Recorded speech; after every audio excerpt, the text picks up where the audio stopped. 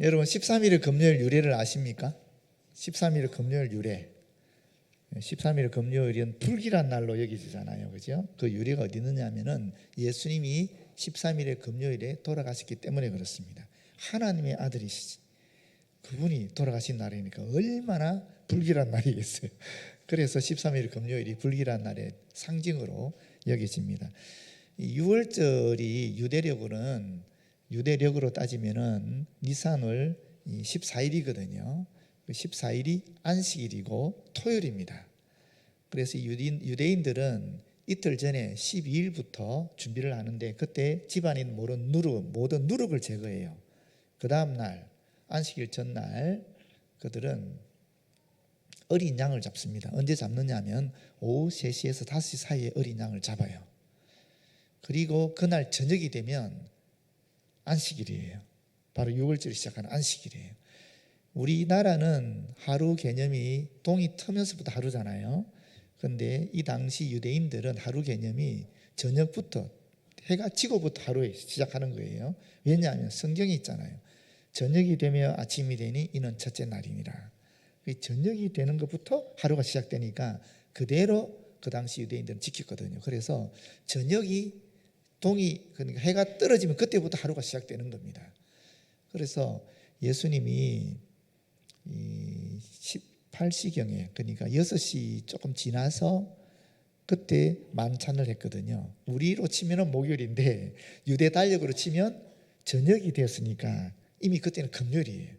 13일 금요일에 만찬을 하고 거기서 세족식도 하고 또 고별 설교도 하시고 또 게세마네 동산으로 가시면서 예루살렘 성을 보고 또 대제사장적인 기도도 하시고 그리고 게세마네에서 기도하시다가 붙잡혀 가시잖아요.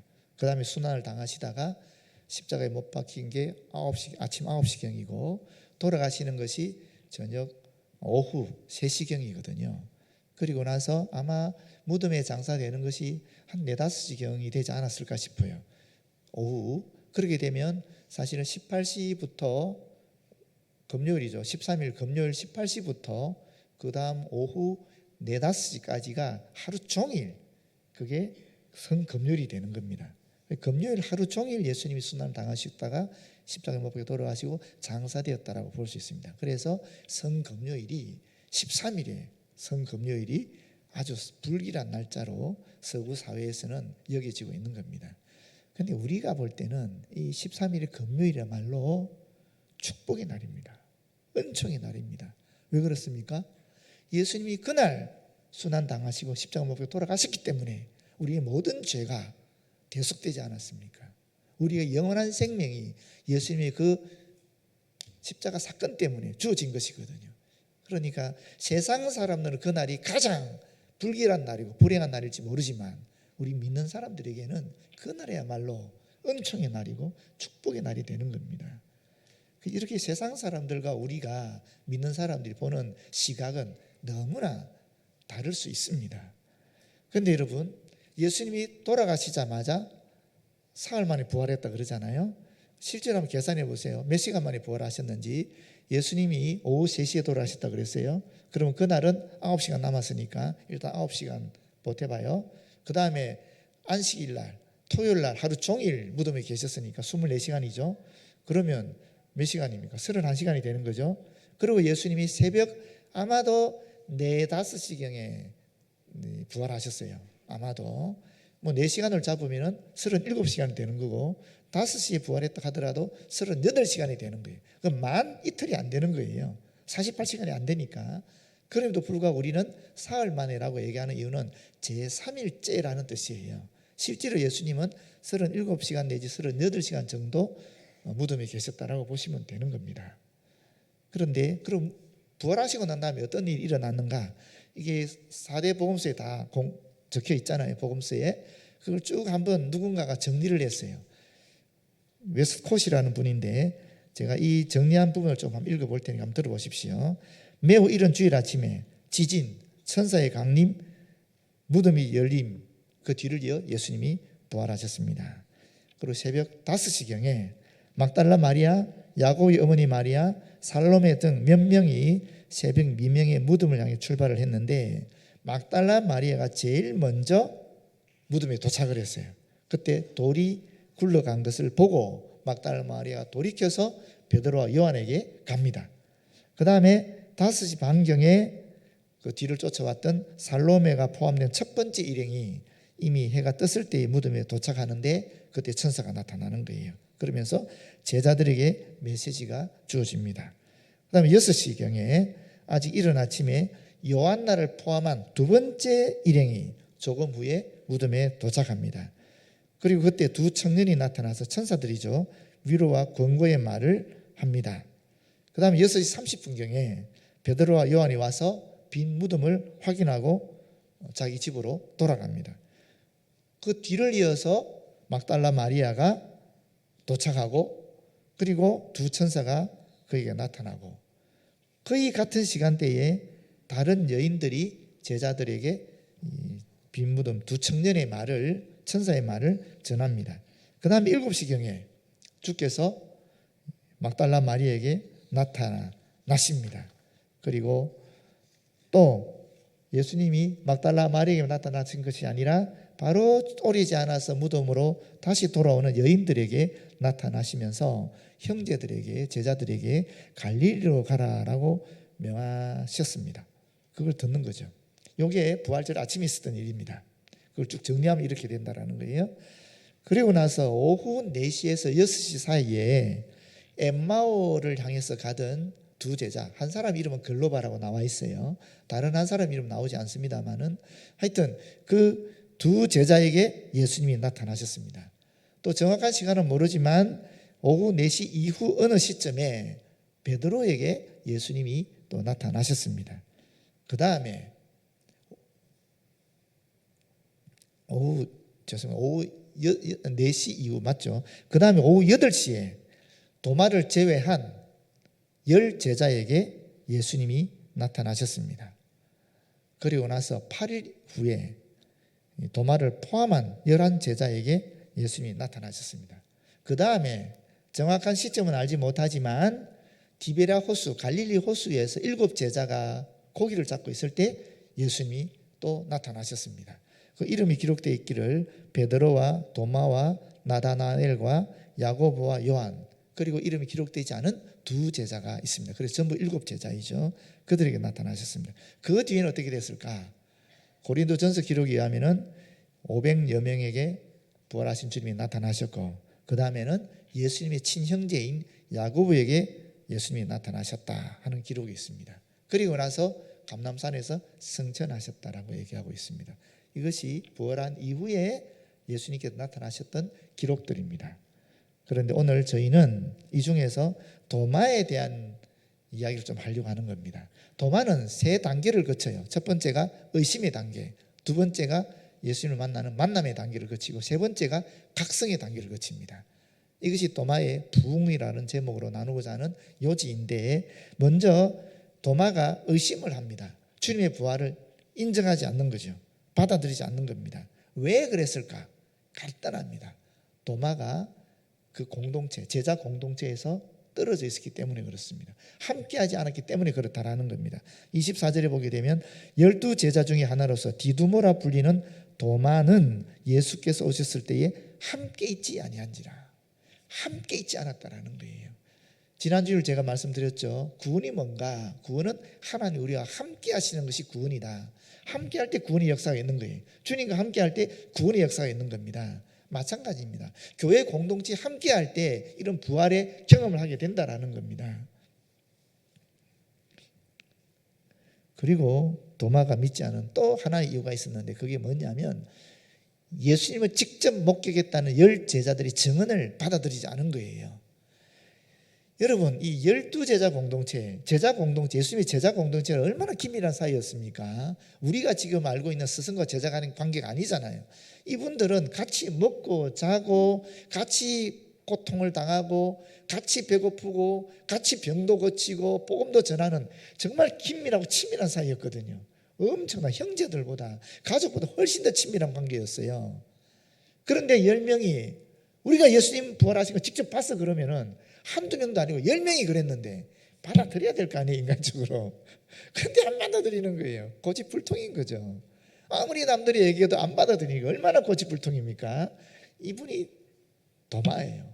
근데 도마의 별명이 뭐냐면 디두모라 그랬잖아요. 디두모. 디두모의 뜻이 뭐냐면 쌍둥이 또는 이중성이라는 뜻을 가지고 있어요.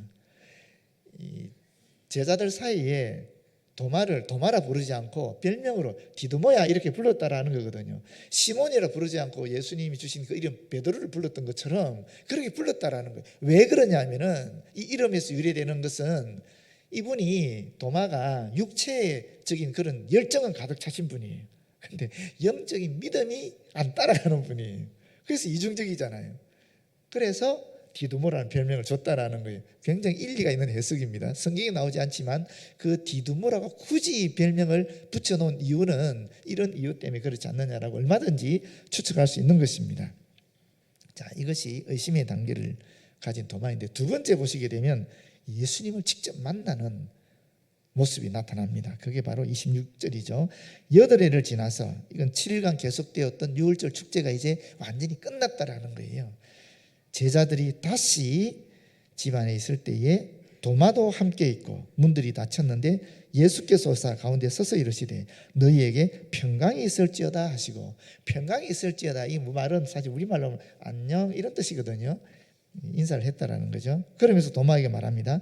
내 손가락을 이리 내밀어 내 손을 보고 너의 손을 내밀어 내 옆구리에 넣어보라. 그리하여 믿음 없는 자가 되지 말고 믿는 자가 되라.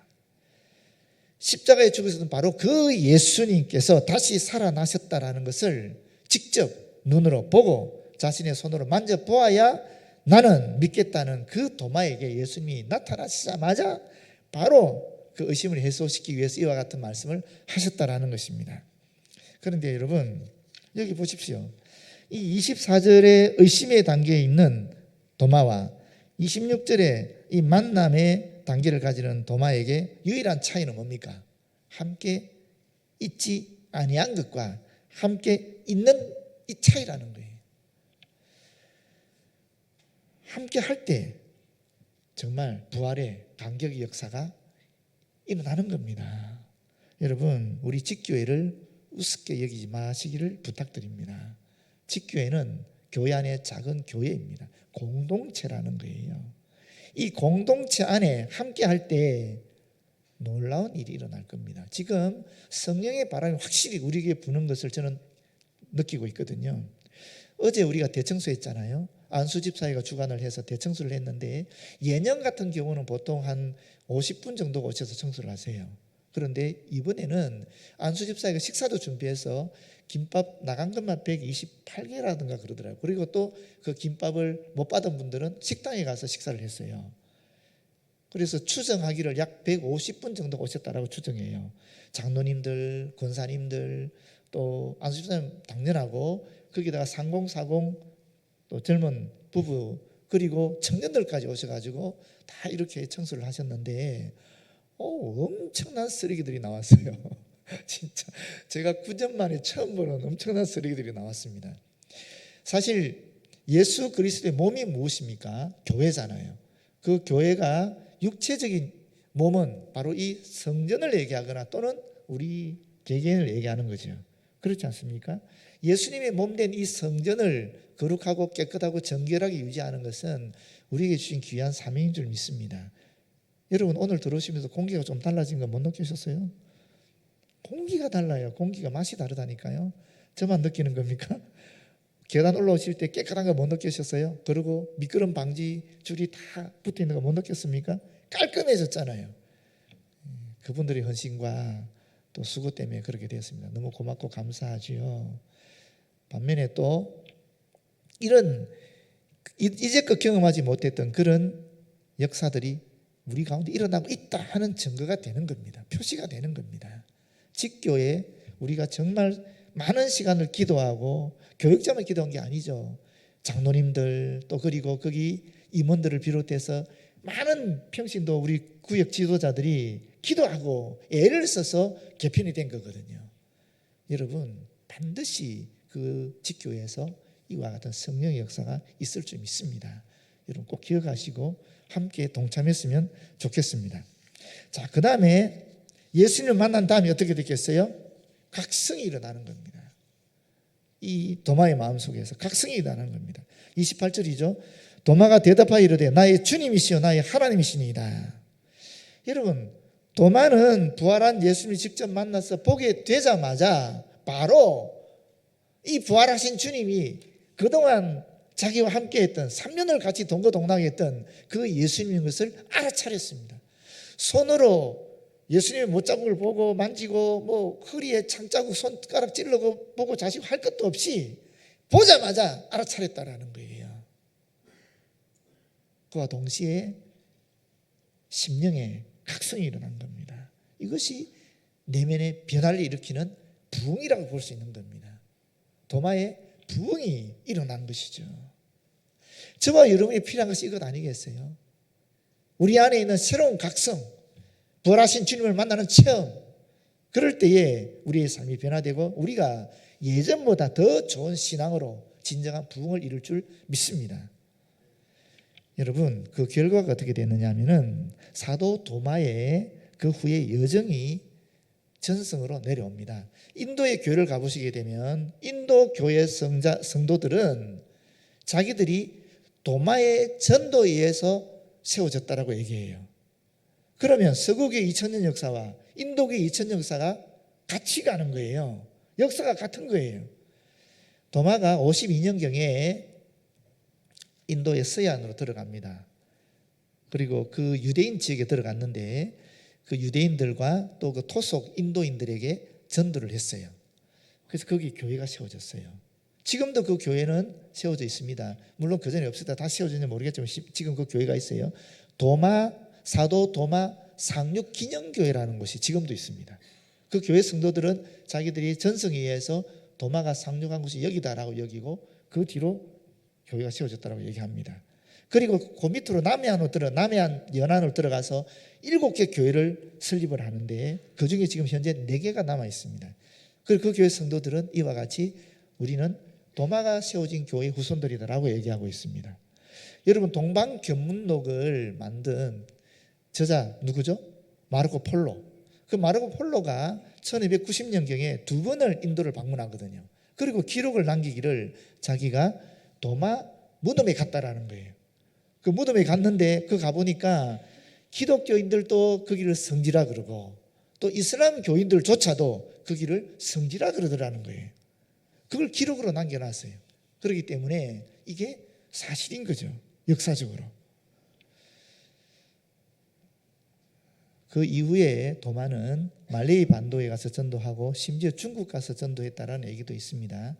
그거는 사실 잘 모르겠어요. 전성은 그래요. 그리고 돌아와서 계속적으로 전도하다가 브라만 계급에서 이 백성들을 선동해서 도마를 결국 죽입니다. 그래서 순교를 당하는 거죠. 이게 도마의 그 이후의 사적입니다. 여러분, 29절에 보면 예수께서 이르시되 너는 나를 본 거로 믿느냐 보지 못하고 믿는 자들은 복되도다 하시니라. 도마가 복 있는 사람이죠. 예수의 제자였을 뿐만 아니라 부활하신 주님을 만났으니까 복된 분 아니겠어요. 그러나 예수님은 분명하게 말씀하십니다. 도마보다도 저와 여러분이 더 복된 사람들이라고. 왜? 우리는 예수님의 부활을 직접 눈으로 보지 않았지만 믿잖아요. 우리가 더 복된 자들이라는 거예요.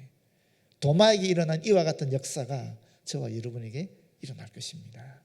여러분, 기대를 가지시고 이 부활을 체험한 신앙을 가지고 이 땅에서 주님이 기뻐하시는 멋진 삶을 같이 살아가시기를 기원합니다. 기도하겠습니다. 아버지, 고맙고 감사합니다. 주님의 부활이 성령의 은혜로 내 마음속에 받아들여지고 믿겨지게 하시니 고맙고 감사합니다. 주님, 우리도 도마처럼 주님을, 그 부활의 주님을 증거하는 삶을 살아갈 수 있도록 인도하여 주시옵소서. 예수님 이름으로 기도드립니다. 아멘.